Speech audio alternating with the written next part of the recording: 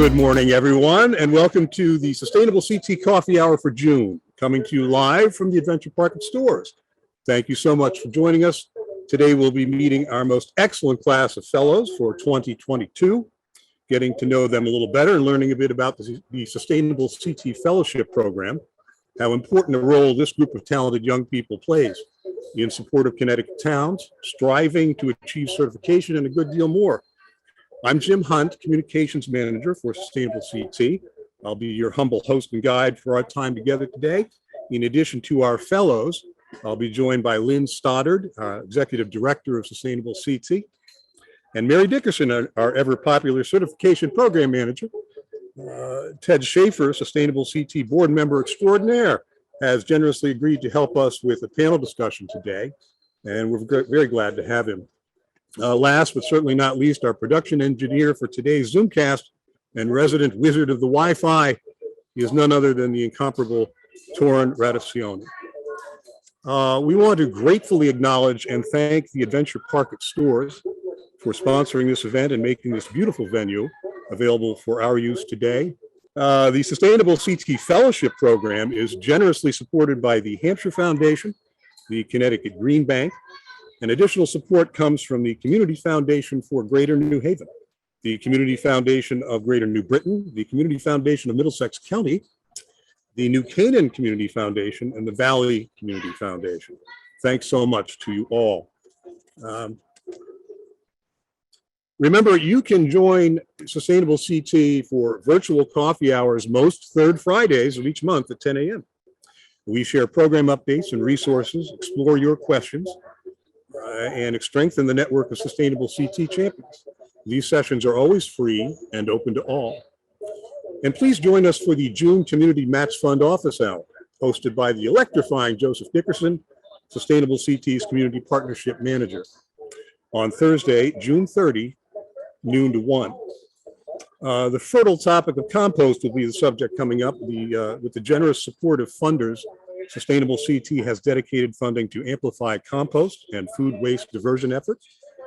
So if you have a passion for compost, and we know you do, please plan to join Joseph on Thursday, June 30th, 12 to 1. If you're not a subscriber to Actions and Impact, the Sustainable CT newsletter, you could be missing out on some very important information to you, to your organization, and to your town. Accept no substitutes. Do yourself a favor and subscribe today. And you can do that where? At sustainablect.org, of course. And don't forget to listen to The Impact, a Sustainable CT podcast, available on or about the 15th of each month for your edification, your enlightenment, and your entertainment too. We feature the best content drawn from our workshops and webinars and coffee hours. We also bring you occasional interviews with very interesting and helpful people. You can find The Impact, well, you know where, at sustainablect.org and anywhere, really anywhere that you get your podcast. Mary? Mary? Thank you. Great to see you. Thank you. And it is wonderful to be here. And it's great to have all our fellows together today. I think one of the best part of our program are the supports that we provide our member towns. Absolutely. So if I can invite the fellows to come on over and gather around the table and the microphone. It's an opportunity for our viewers here to get to meet them. Come all around. They are an amazing group of people. All of them had some interest in sustainability, and it shows in their choices of college major. And they are just amazing supports to our towns. Come on in, Haley, have a seat. Everybody fit around here. We can fit one more person over here. That's fine. You can stand right there. So we're going to start. Liam, you're down the end. Let's start with Liam Remus. He is at RiverCog, and tell us about where you are in school and what your major is. My name is Liam Remus. I'm going into my senior year at Connecticut College, and my majors are government and environmental studies. And you'll notice that there's a definite connection between an interest in the environment and this job. Tell us a few of the towns that you're working with this year. I've been working, talking with Essex, Middletown, putting on the spot, Chester, Clinton, Old East Haddam, they've been the most active towns, like asking questions. But And those are our Connecticut River Valley towns, and that's a very active council of government. Another Liam Ford, and you are already a UConn grad. Tell us about your degree and what you're going to be doing. Sure. Hi, I'm Liam. I'm a natural resources major and concentrating in fisheries and wildlife conservation. And yeah, just finishing up one last semester at UConn and working at Westcog with most closely working with Darien, Wilton, Weston, Stamford, Brookfield, New Milford, a lot of those towns there. So Great, thank you. Annika Schiffer-Delegard, you are also an environmental studies major. Yes, along with English at Wesleyan.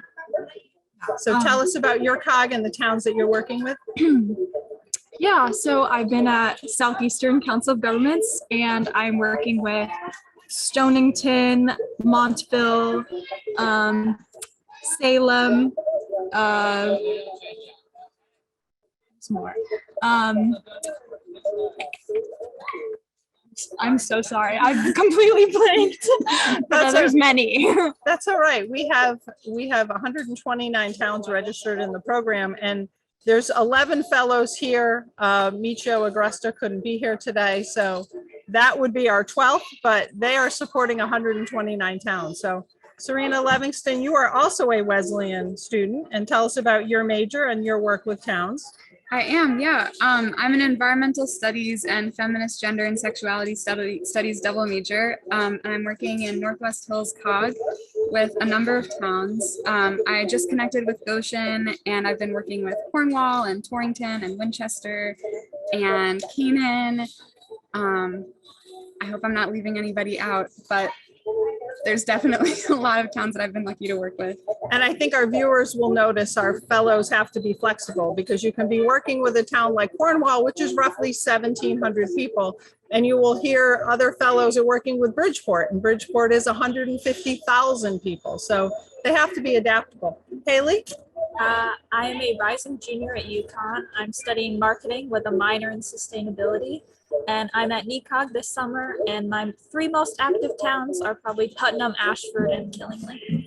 And Haley has also done a special project on electric vehicle incentives. So she just presented that research to our sustainable CT team this week. And we have fellows that are already using it to support electric vehicle charging stations and other EV supports in member towns. Adrian Beckford, you're hiding back there. Where are you going to school? What's your major? And tell us the towns that you're working with. I'm going to Connecticut College. I'll be a senior next year. I'm an ES major and international politics and Spanish minor. I'm working with Scrog this summer, so about 15 different towns. Bethany, all the Havens, Hamden, Guilford, a whole handful. Thank you. Monet Paradise, you are a UConn student. Yes, I'm a UConn student as well. I'm a rising junior. I'm studying political science and environmental studies as well. I am in the Capital Region COG and working with Manchester, Vernon, Coventry, Glastonbury, Granby, a bunch of towns with Emily. Emily Biggle. Tell us about you, where you're at school, what your major is, and we're just going to try and speak up. They're having trouble picking us all up on the microphone. Okay. Hi, I'm Emily. I'm a rising senior at UConn studying environmental studies and geographic information science. Like when I said, I'm also at the CROG. I think we've got about 38 different municipalities in there, so we've just been focusing on a few, and we're having a good time. Thank you. Who's hiding over there? Lily. Hi. I'm Lily. I'm a rising junior. I'm working at Westcog along with Liam Ford. We're working with 18 different municipalities, and we've been lucky to connect with most of them, so it's been really exciting. Thank you. Quinn. Hi, I'm Quinn. I am a rising senior at Wake Forest University. I'm studying mathematical economics and minoring in environmental studies. I'm at the Metro COG, which is the smallest one, but it's also the mightiest in my opinion. It's I work with Bridgeport, Stratford, Trumbull, Easton, Monroe, and Fairfield. Adrian Huck, you are another returning fellow. Tell us about your experience. Where are you in school? What's your major? So hello, my name is Adrian Hook. I'm a rising junior at Tufts University. My major is in applied environmental studies and my minor is in film and media studies. And I'm stationed at Naugatuck Valley Council of Governments. My co-fellow is Michio Agresta. He couldn't be here today, but we decided to split up the 19 municipalities amongst ourselves. So a sampling of the towns that I'm working with this year. I'm actually a Derby resident, so it's great to be working with Derby, Ansonia, Shelton, Seymour, Beacon Falls, Southbury, and a couple more. Great, thank you. So in addition to the towns that they are working with and the supports that they provide are important, they help ensure that actions that towns submit are eligible for credit. They help them craft and structure their submissions. They help them with uploading materials. They also help them with instituting sustainability actions like the equity action, which can be challenging for towns because it requires a lot of planning. But they also are given a project each year, and this year's project relates to affordable housing. Connecticut required all towns to have an affordable housing plan filed with OPM on June 1st. And so we've asked our fellows this year to analyze all of those affordable housing plans. So all of the plans in their COG region will be loaded into a spreadsheet. Sustainable CT team members to create some future programming. Who here designed the spreadsheet? Because it was awesome. Is that you guys? Yeah. Tell us a little bit about some of the categories. So they sent that to me earlier in the week. I got a chance to review it. Next week, we're going to have a couple of group meetings to kind of go through filling that in. So tell me a little bit about it. Well, it was actually Serena who came up with the different categories, but I made the actual spreadsheet. So yeah, Serena, do you want to talk a little bit about it? Not to put you on the spot. Yeah, no. Yeah, so I went through NHCOG has like a POCD available online. So I went through some of the categories that they had and some of the data that they had available. And I'm trying to think, some of the different categories were about like income levels, gaps between renters and homeowners. I think we also hit on just like the basic like populations. Yeah. Yeah. Contextualizing the percentage of affordable housing, which is kind of like, I don't know. I think a lot of us looked at that number and we were like, what does that actually mean? And what does it mean in terms of the rest of data? Like, and so we have a bunch of things in there like, what else? Like, you know, cost burden households, things like that, that kind of help to make the data make more sense. So hopefully we can do some cool data visualization stuff. I'm looking forward to seeing that. And the thing that is hard for people to understand is when you read the affordable housing numbers, it's 30% of the AMI, the median income. Connecticut is a high income state. So that 30% is a significant number and people are surprised that it'll fall into the affordable housing category. So I think the work that you're doing is important. I think it's going to be far reaching and I think it's going to be long lasting. The same thing with your EV project. These are the kind of things that our team here will be using for years to come to develop programming and support towns. And I think it's a fabulous resource. So we're going to introduce you to 4 of the fellows and learn a little bit more about the fellow program. Lynn Stoddard will come on board and Ted Schaefer, who is one of our biggest supporters. And they will talk with a few of you. So those of you that are coming with me will exit stage left and we'll let Jim and the team take over. Thank you, Mary. You're welcome. Thank you, fellows. A few of our fellows have agreed to stick around, which is great. Okay. I will let you reintroduce yourselves again at some point. I just to remind me what COG you're with, what your name and your COG is. That'd be great. Why don't you start? So hello, my name is Adrian Huck and I'm with Naugatuck Valley Council of Governments. Hi, I'm Haley and I'm working with the Northeastern. Okay, really loud. Sorry. Sing it out, Josh. I'm Remus and I'm working with the River COG. Okay. I'm Liam Ford and I'm working with WestCog. Yeah. I'm Annika Schiffer-Delegard and I'm working with the Southeastern Council of Governments. Fabulous. Okay, thanks much. Joining us to help facilitate conversation are Lynn Stoddard, Executive Director of Sustainable CT. Entree, Lynn. Okay. and Ted Schaefer, member of the Sustainable CT Board of Directors. Why don't you grab this seat and I'll get out of your way. Great to see you, Ted. Thank you for both for joining us. I'm going to shut up and go away so you can share in the fun. Lynn, you want to take it away? Yeah. Okay. So let's Enjoy. open it up. I don't know. Does anyone want to share some of the things at the beginning of the fellowship that you feel like have been particularly interesting or maybe even surprising or yeah. I guess for me, the affordable housing project that we're working on has been really exciting. Lily and I have been working really closely with WestCog to help structure that because WestCog did an affordable housing toolkit a couple of years ago. So they've collected a lot of data, a lot of really exciting data about affordable housing in the region.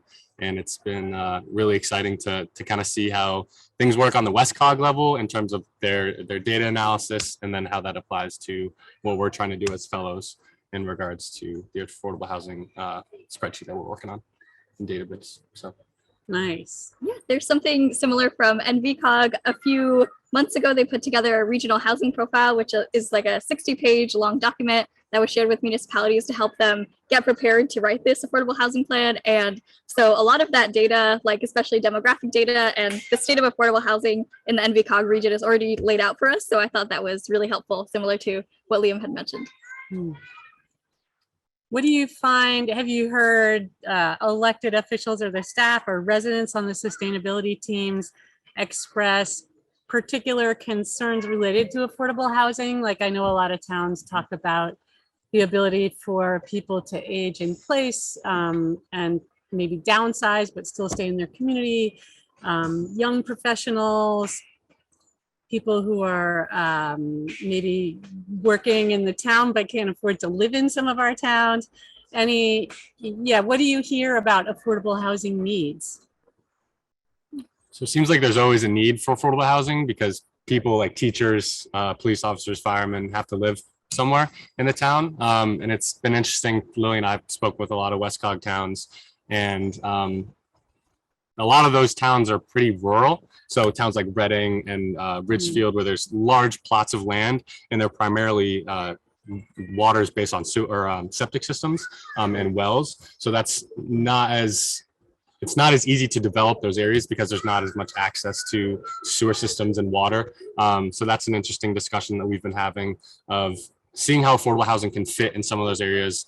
For example, in Wilton and Weston, there's just very limited availability for land, or like we said, the availability to water. So it's interesting to see some of the provisions that some of these municipalities have taken, even going as far in some of the affordable housing plans that they were required to do, offering to buy land and then moving that to affordable housing, or just taking really interesting initiatives for that.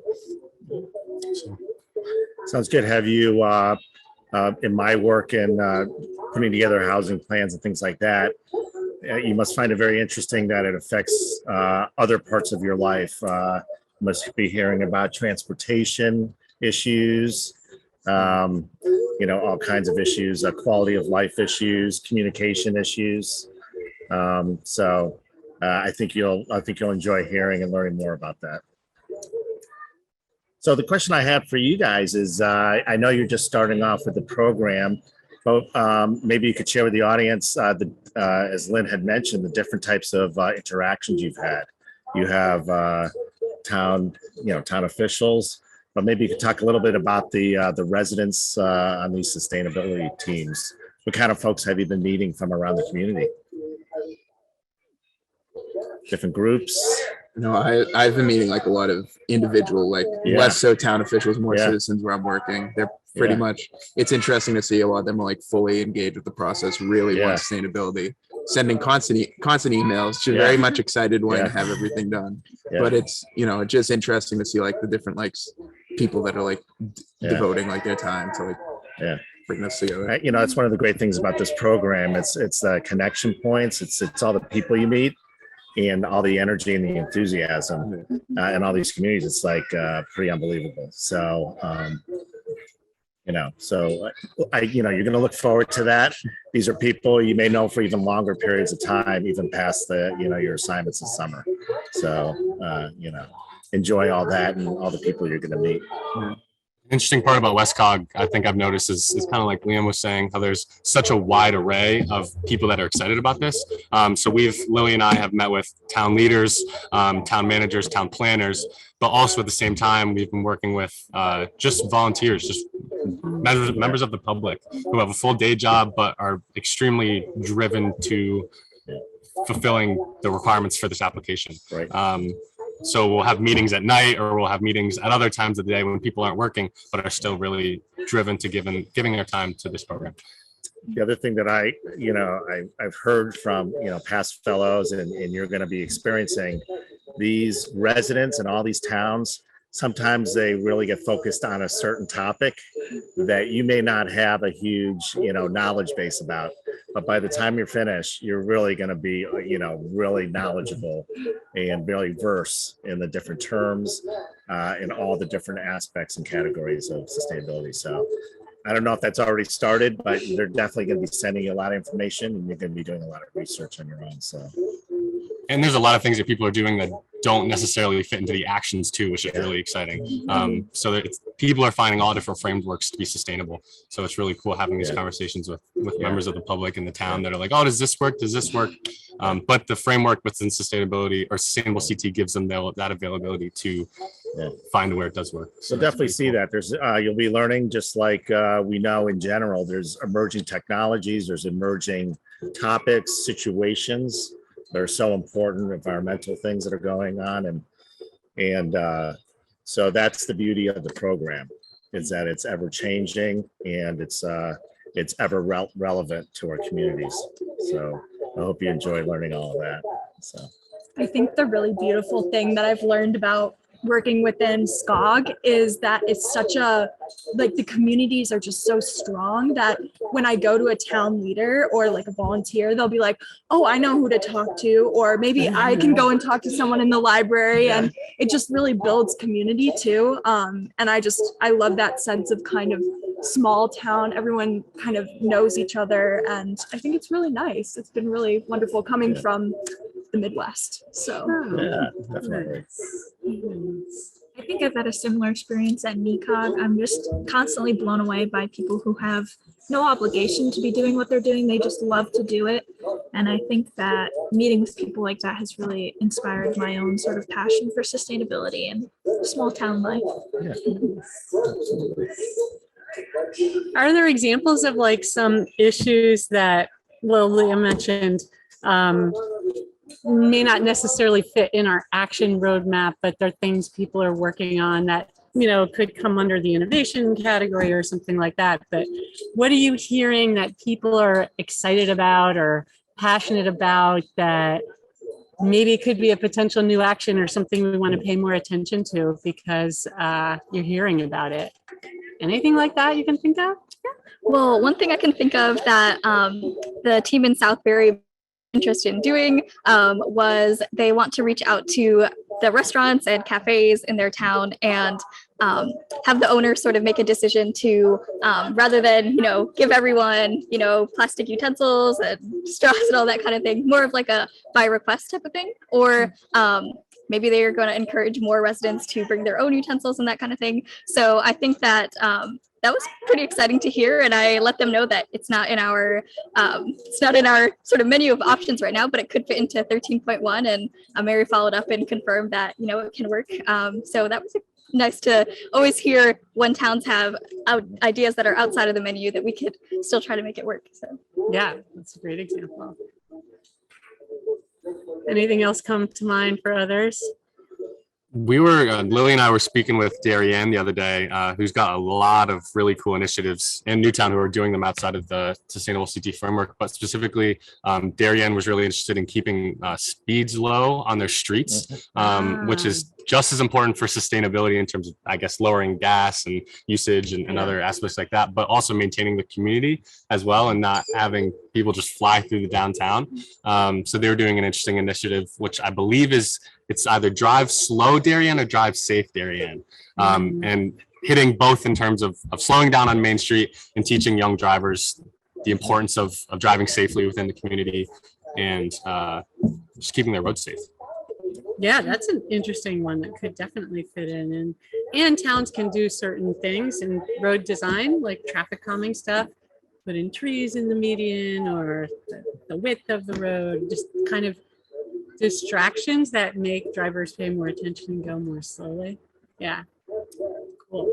I know that North Stonington has been doing they're considering doing a lot of work with regenerative agriculture because they're a big farming area. So a lot of actions like don't quite fit with their town, but like increasing education about like regenerative agriculture practices and which I thought was really cool. And I don't really think fits into an exact category, but yeah. Nice. Yeah. The emerging roadmap as we evolve it, Yes. more cool ideas from people. I think you're going to get some, what we've seen in the past is when you start to interact with like the school system, like the high school students, if you have that opportunity, and even, junior high and elementary, some of the best ideas and interesting visions come from that group and from the teachers. So I hope you get an opportunity to get that type of interaction. So that's what we've seen in the past. It reminds me of Brookfield specifically, because they're an interesting thing that I hadn't heard before was they had given their application to the high school and said, because they require a capstone initiative. So students have to come out of school with a capstone project. And so they had given it to 10 or 15 students and each assigned a different action and said, help us with this application because it's so beneficial to the community and would help them a lot, obviously. And so that's what they did. Which might be an opportunity for a lot of other municipalities, is to get help when it might seem a little bit difficult to create that sustainability team. Students in the high school that are passionate about environmental issues, are passionate about sustainability within the community, might be interested in helping. So I'm curious, you're all interested in this work with communities and doing cool things and interactions, and you're preparing yourselves for future careers. I don't know if your plans are to stay in Connecticut or what, but talk a little bit about your own journeys and what kind of communities you want to live in, and what are the important things that you're going to be looking for in addition to employment or whatever. What's going to make a great place for you that feels welcoming and like home? I don't know. You want to start, Adrienne? Sure, I can start. So I know that I would like to stay in the New England area after I graduate. So potentially Connecticut or Massachusetts, since my college is in Massachusetts. And I do want to go in the environmental field. And I know in New England, there's so much energy around that. Of course, we see that with Sustainable CT. And in terms of where I would want to, like what qualities I would want to see, definitely public transportation. I'm an avid bus user, and so that's important to me that I live near public transportation. I also do like the feeling of maybe sort of like a small town that's like a little bit close to a big city, so I could still like use public transportation to get places that I need to, but I'm a little bit away from the noise. And the arts is really important to me, so I would love to be near a place that has a great cultural and artistic ecosystem, such as what I see in New Haven. So nice. What do you think, Haley? I think similar to you, I want to stay in New England. I'm currently planning on grad school, so I want to also attend that in New England. And I think something for me that is very important is walkability. I think also with public transportation, like you said, just not having the need to use a car for everything. And then also I think, especially with the experience that I've had working this summer, I definitely would like a community that feels very involved and passionate about improving the town and everything like that. Nice. Yeah, I don't know exactly what I want to do after graduation, but I know, I guess I come from Boston, so it's definitely like different and interesting going from like a big city, seeing like the small towns and in the river cog. So I value like public transportation a lot. I think being in Boston, I kind of realized I took for granted being able to take a bus or subway to get anywhere within the city, and then like coming into Connecticut, I see, I have to drive everywhere to like get to a place in the river cog. But I think Similar to that, I kind of like, as I said before, value being able to have public transportation. Totally. I guess a little bit into journey to today. So I was born in Alaska initially, and then my parents had moved to Connecticut in 2005 because my mom works for the National Park Service, and then my dad was in environmental science. So I was always outdoors as a kid, always fishing, always hiking, doing all kinds of stuff like that. So that kind of spurred my interest in environmental science and natural resources. And then went to UConn. I still am going to UConn. And just really interested in fisheries and being outdoors. So this fellowship has really exposed me to the government and policy side of it, because that inevitably impacts all of these decisions that are made and impacts the environment too. So this has been a really interesting insight into that. And then after school, so this fall, I'm going to be studying abroad in the University of Edinburgh in Scotland. So I'm going to be really interested to learn more about international sustainability rather than just on a small scale in Connecticut. And it's completely different, like we were talking about with public transportation, the idea of having like a train that you can get on, a bus that you can get on to anywhere in like internationally in different areas in Europe. So really interested in probably staying there for a little while, maybe, as long as the money, as long as I can pay for it. Yeah, learning more about that. So that's what I think a goal would be, is to learn more about what cities over there are like, and that might shape my interest into what would be a city that I would want to live in the future. So yeah. Nice. How about you, Annika? So I have a lot of different things that I can imagine myself doing post-grad, and it's really hard for me to decide which one, and I don't even want to decide. I think I'm just going to go where the wind takes me. But coming from Minneapolis, there are a couple things that I feel like are really important to me. One of them is bikeability. Not having distinct bike paths here is very difficult and very scary if you are a bike rider. And also composting. I think this is kind of like a very specific thing, but I was really glad to have access to, city-wide composting that would be picked up. And I just really want that again, because I love compost, honestly. And also just, I think there's such value in having communities that are culturally diverse and have lots of different folks who can live and afford to live there. I think that's probably been one of the most interesting elements of Connecticut, is there's just so many immigrant populations, and Minneapolis also has a lot of immigrants. And I think that's like one of the most important things about, communities and having those different programs available for folks to move to. So for me, the fellowship, it's about helping towns, right? That's why you're here. But so much of it is about, for me, the exciting part is about you guys and kind of getting a sense of your perspective on our communities and our state, and, seeing your excitement about engaging with people in towns, whether you end up in a town here or somewhere else. I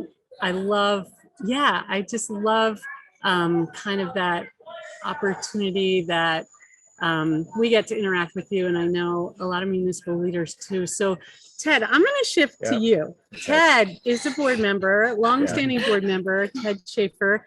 He was on the very initial committee of leaders we brought together to set a vision for sustainable CT probably 6 years ago. He's been an elected official, town employee in different towns.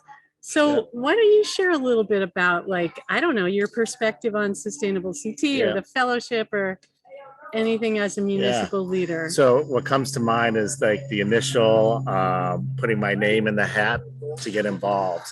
I remember getting a list from one of our partner organizations, CCM, Connecticut, and they said these are the things we're interested. But in the bottom, they gave the sustainability, and so I signed up for that. And I think I never left the table. I was so enthusiastic. It really resonated with me. I had similar experiences. I had gone to college outside of Connecticut. in the South, and I had gone to college, grad school out on the West Coast. So I kind of seen different things. This program seemed to pull it all together for me. And that's what got me so interested. And being in a position that this was grassroots, it was for municipalities. And that's, I seem to be in a really good place to bring that to the town. And what I thought was so terrific is the response back from the community. And you guys have described that. So many residents had so many different interests in the categories that we have seem to capture all of that. So, so that's been terrific, and it's ever evolving. We've been talking about that. So the work that I do right now, I've been working in different communities. This is something that's universal. Like you can just, it really touches people. And so summertime's a great time. You guys come on as fellows, and you'll learn a lot. It's almost like learning like life philosophy, like, you know, philosophies. And so, and you guys will carry this forward, you know, like Lynn said, to your other communities that you'll be in. So that's a really rewarding part of all this. So yeah, I'll be involved in some way, shape, or form for, you know, for years to come. And We're not letting you go anywhere. so each time there's new things that come up, I enjoy getting involved in all of this and help supporting all of you. And you know, we really thank you, you know, for you guys for making this commitment. You know, this is a time commitment for all you, and it's a journey, and I think you'll get a lot out of it. So one of the things I've just learned from this sustainable CT is I am just in total awe of these elected officials, town managers. Like you see what they do. They're like the HR person, you know, creating the budgets, managing all the people and the services that the town's responsible for. And they're like just the unsung heroes in my mind.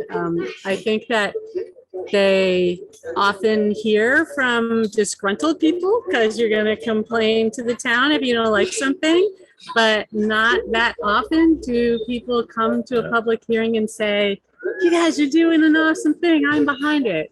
I guess it's something that makes me a little sad that there aren't more people, you know, positive at the table at hearings and things, but I think we do find them in the sustainability committees throughout the state because, you know, they're working on the things that they care about and they're passionate about. But yeah, I would definitely encourage, man, they're my heroes. It's been an amazing experience, and people have really stepped up. But being in that position, you can see it all coming together.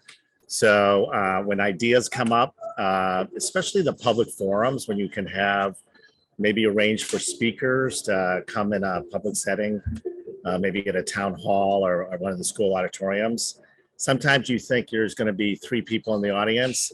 And my experiences have been, you know, you can get hundreds of people showing up for a certain topic, which is amazing because it's just outside of what normally goes on with town government. And it's been a nice addition to it, and kind of a value added, you know, for the residents. And that's what they've expressed to me, and I've seen that.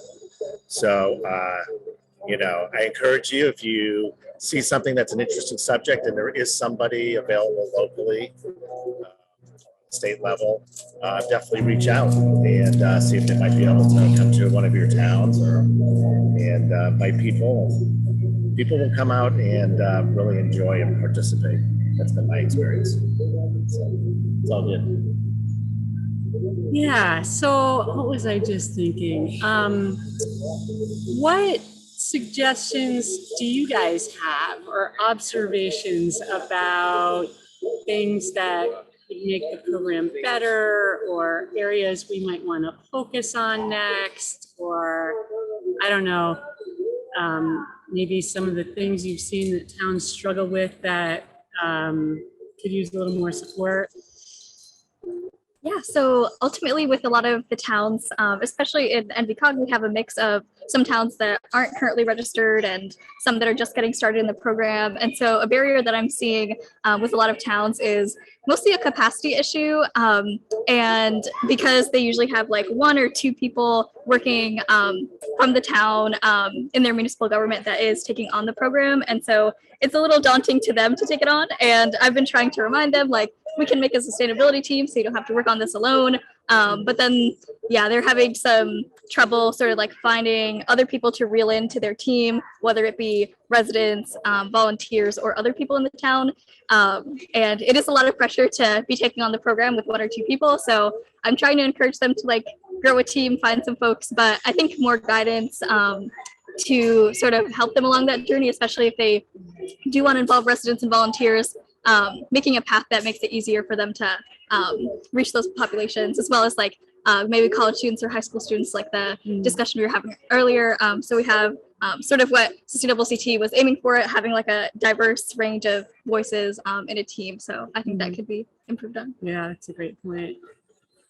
Does anyone have any other thoughts? I think that some towns and even residents themselves were looking for electric vehicle like rebates and incentives and programs, but there wasn't exactly a place where you could find all of them together so that you could go through and see which ones match best for you. So I worked on a project sort of cataloging all the ones that are available in Connecticut. And so hopefully soon there will be a place where you can find your best match, and hopefully people will be more encouraged to use electric vehicles or install charging stations in towns, because now there's a place where they can find ways to mitigate the costs. Nice. One of the things I think you'll be hearing more and more about, this is what being on the town, town official side of things. When I talk to residents and groups, they're really, what resonates with them, part of this is kind of the economic development driver of all of this. Because of course we're helping the environment, we're helping natural resources, we're making our communities more quality oriented, but it's also a lot of these things that we talk about create jobs, it creates housing, and those things are drivers for a community. So don't be afraid to talk about the economic benefits of all this, because it is kind of a symbiotic relationship where we're kind of covering all parts of our lives. And also, the economic part of it's really important. And, the state of Connecticut on a national level and on local levels, there's a lot of focus on that right now. You can see where the strains come along. We have higher gas prices right now, and that's causing people to talk, on certain subjects and topics. And it's really creating a lot of dialogue, but I would take all of that and you can channel it into interesting discussions about how it can really help the economic vibrancy of a community. And that really brings people along, really brings it all together. So an interesting point that Lily and I have heard from a couple of towns is we're already doing the work. So why do we need to spend all this time cataloging it? That's interesting. Because we're already being so proactive and going ahead and doing it, especially when they might not have a big town, I guess, many town workers to do it, because they're thinking they might have to hire somebody. But as we've talked about, there's a really exciting opportunity to give people in the town recognition for all the hard work they've done. You gain access to the community match fund. You really just get a lot of great benefits, both economically and for the town within this program. So it's an interesting point that Lily and I have been trying to move on to show to towns that even though you're already doing the work, that's great, but this is just another little cool way of showing what you've done. Yeah. Both regionally and statewide. Right. The benefit of documenting it and sharing it. Yeah. Great. Well, I think we're going to start to wrap up. I just want to thank all of you guys, all the fellows, for your work and your service. It's so great to have you with us this summer. I want to thank our funders again, many funders who are supporting the fellows this summer and Sustainable CT in general, our board members, our team. It's great. So Jim, you want to come back in and then we'll let these guys get back in the trees. And we thank the Adventure Park at Storrs for sponsoring this day for us. Yeah, that was great. Thank you, folks. And thank you to the fellows. You guys are great sports. we want to let you have some fun now. So, actually go and, reach new heights and all that. So have fun, take off and enjoy. Thank you. Thank you. Thank you, Lynn. Thank you, Ted. Let's just wrap this up. Once again, we want to thank the Adventure Park at Storrs. Beautiful place. The Hampshire Foundation, the Connecticut Green Bank, the Community Foundations for Greater New Haven, of Greater New Britain, Middlesex County, New Canaan, and the Valley Community Foundation for their indispensable support of our fellowship programs. Really wouldn't be possible without them. And thanks to all of you for joining us today, because without you, none of this would make a whole lot of sense now, would it? So keep those cards and letters coming and have a great day. Be well.